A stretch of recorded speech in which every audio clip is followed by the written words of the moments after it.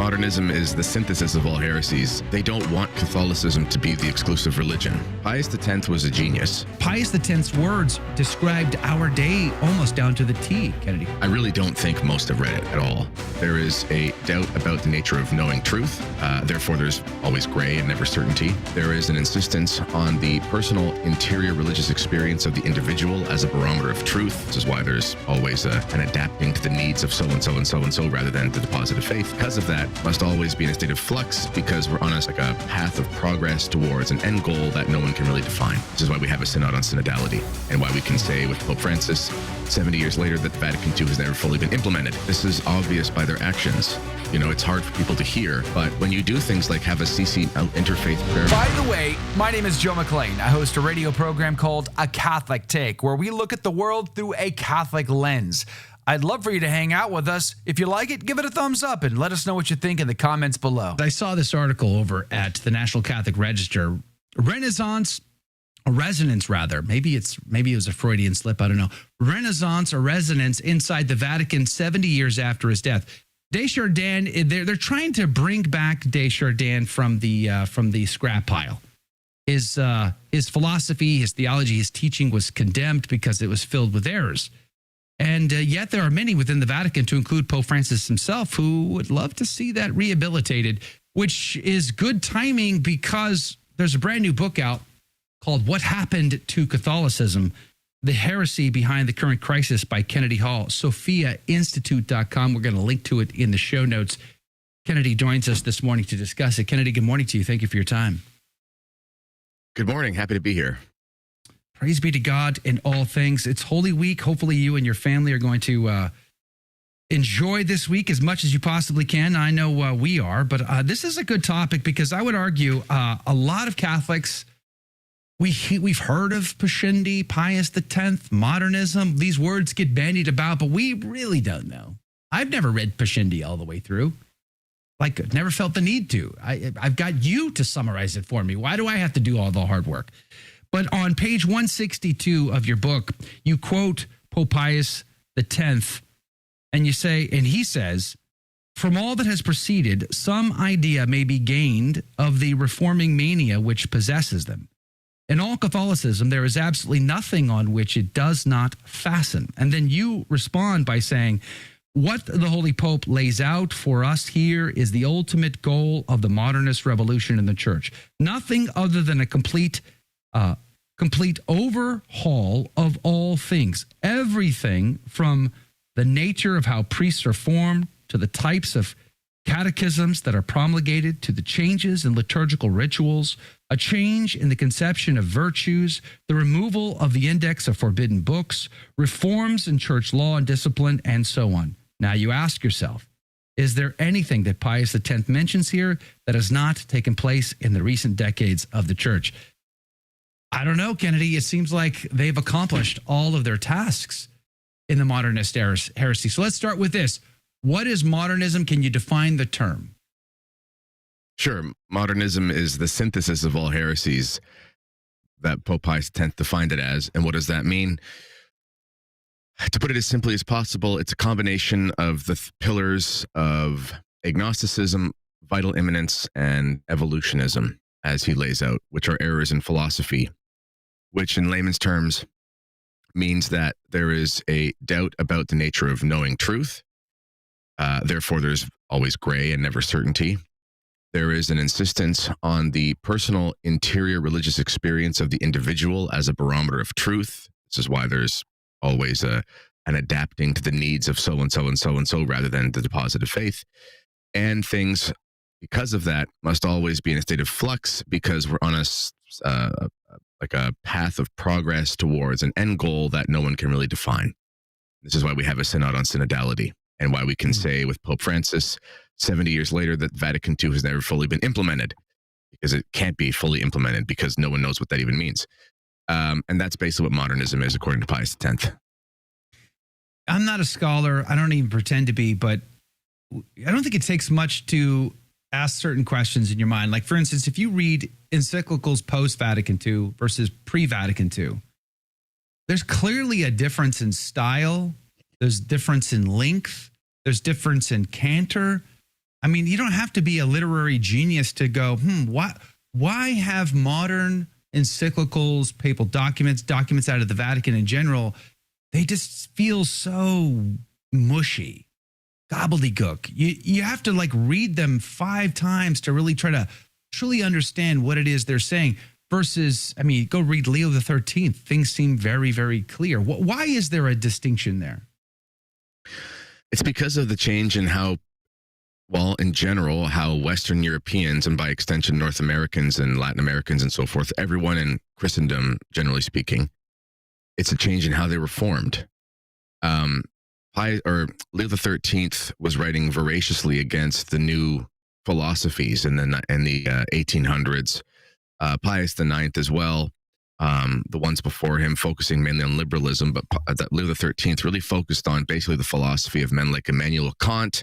Anyone who's ever had to take an intro to philosophy course at university probably had to have some section on Kant, and they didn't know what the heck they were reading because no one does. Men like Hegel, men like Descartes. People hear the famous phrase, "I think, therefore I am," and they go, well, that sounds super deep, and they don't realize that that's actually a complete reversal of how we understand reality. It's completely antithetical to everything antiquity, Socrates, Aristotle, and so forth, Aquinas taught us. And because of this and the complete divorcing of theology from philosophy, which is a very modern construct in the way that academics were formed, this changed the way that priests were formed. So what you have is really with men, especially Paul VI was kind of a transitionary figure. He was formed in the old way, but he personally adopted the new ways because he liked them. He was very close with Jacques Maritain, who was kind of one of those transitionary figures as well. And then John Paul II was really sort of the first modern philosophy pope in the fullest sense. This is why he starts using a lot of quotations and language no one really gets unless they go and do a master's in it and pretend they understand it.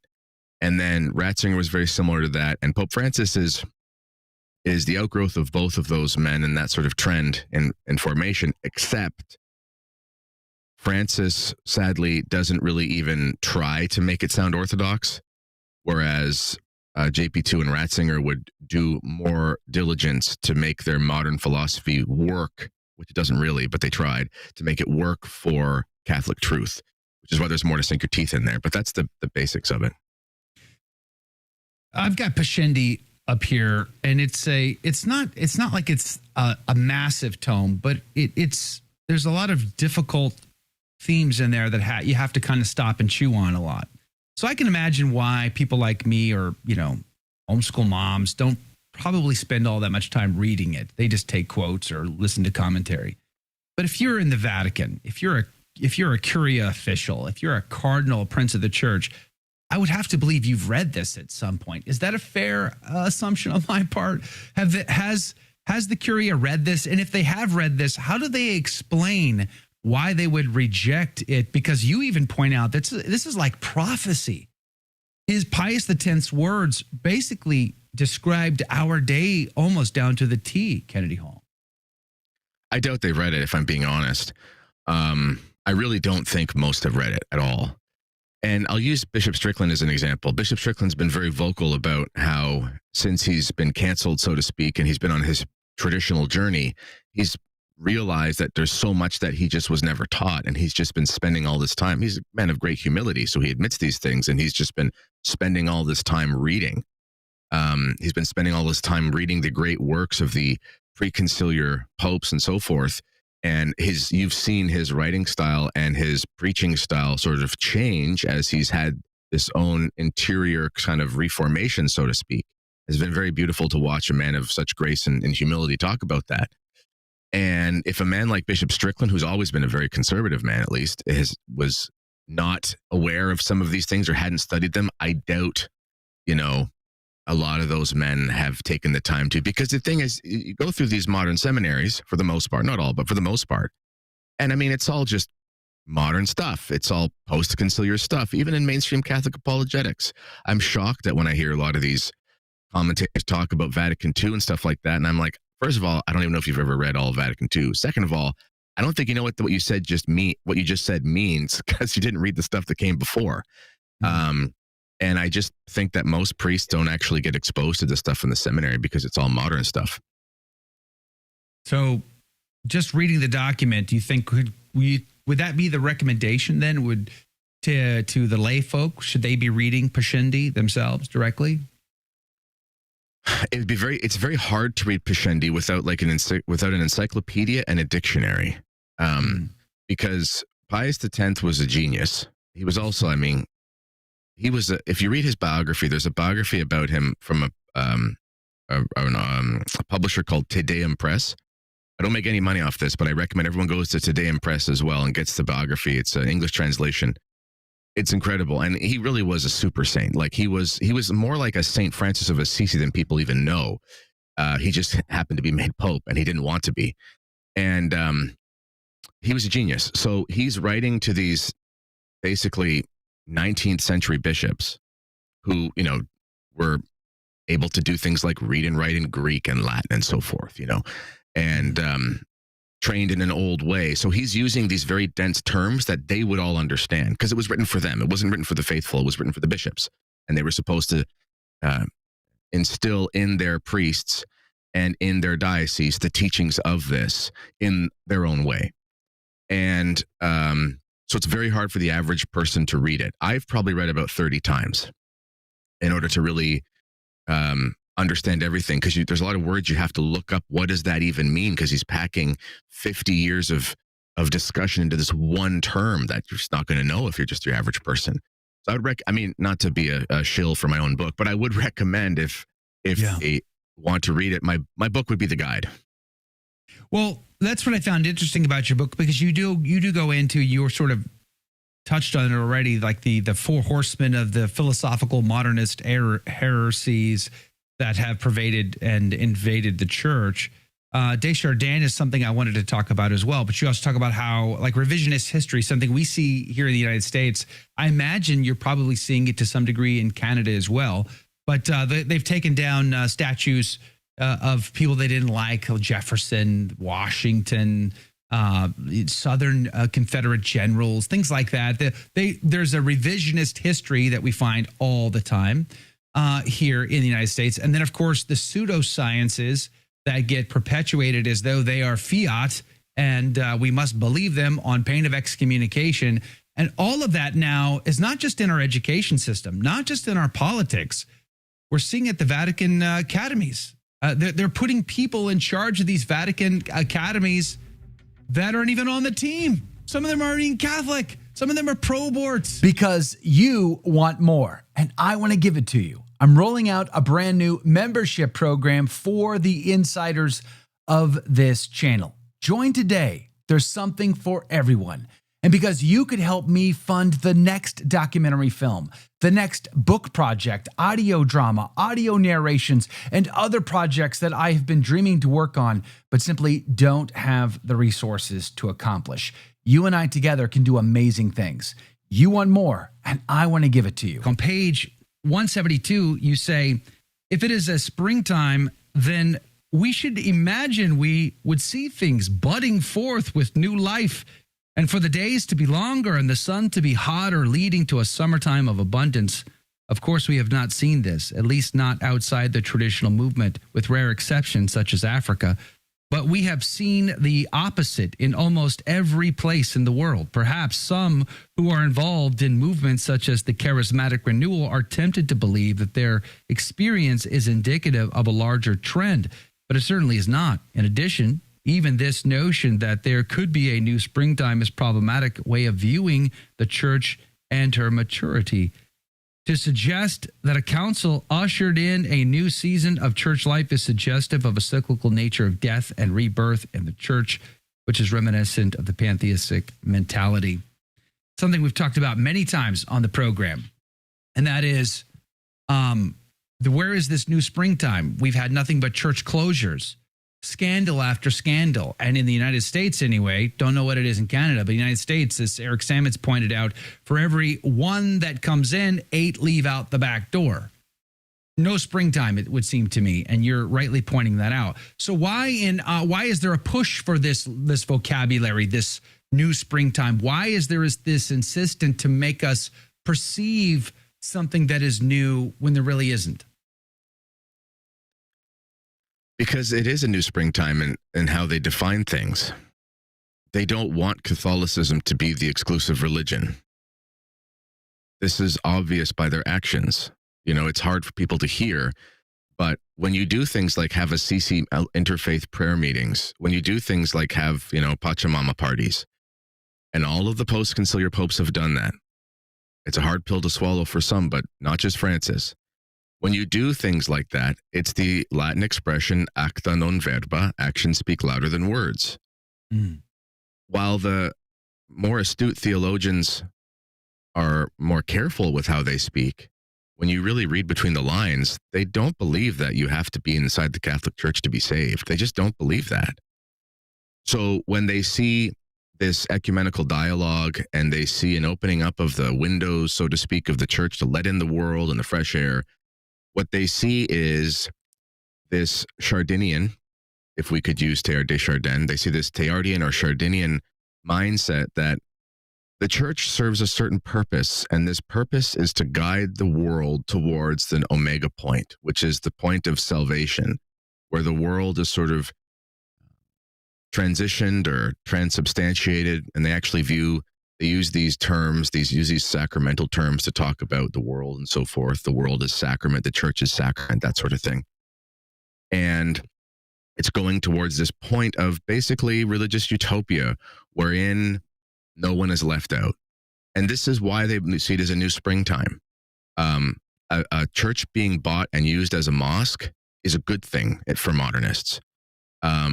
Rejection of the perennial understanding that the old covenant is no longer valid, obviously, otherwise why on earth would Christ die and suffer?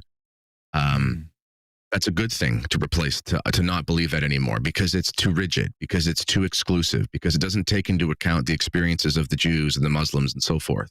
So we are in a new springtime, according to them, because of how they view the purpose of the church herself. Let's talk about Chardin for just a moment, and then I want to ask you about what Pius X said to do about all of this. But this whole rehabilitation of Teilhard de Chardin, how do they justify that? I mean, he was condemned. The Vatican condemned his teaching, his theology, his philosophy.